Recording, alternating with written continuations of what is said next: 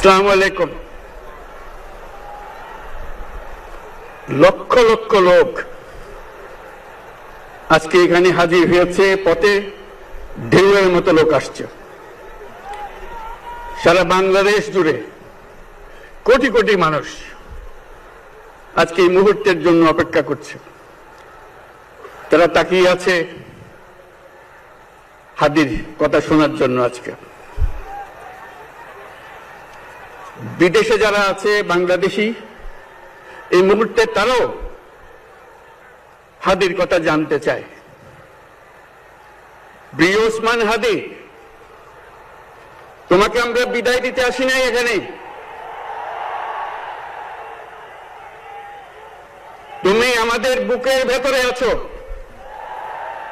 এবং চিরদিন বাংলাদেশ যতদিন আছে তুমি সকল বাংলাদেশির বুকের মধ্যে থাকবে।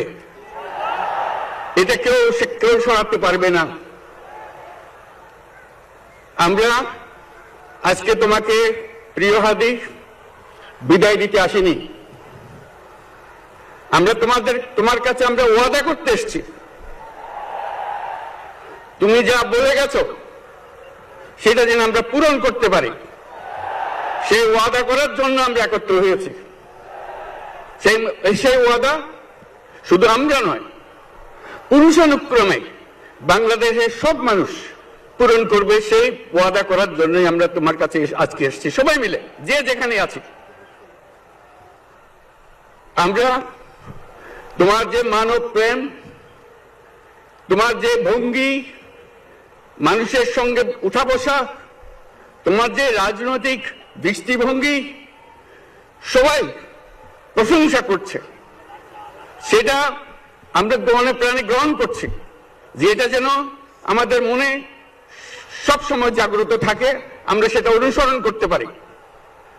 তুমি আমাদেরকে এমন এক মন্ত্র কানে দিয়ে গেছো, সেই মন্ত্র বাংলাদেশে কেউ কোনোদিন ভুলতে পারবে না এবং এই মন্ত্র চিরদিন আমাদের কানে বাঁচতে থাকবে। সেই মন্ত্র বাংলাদেশের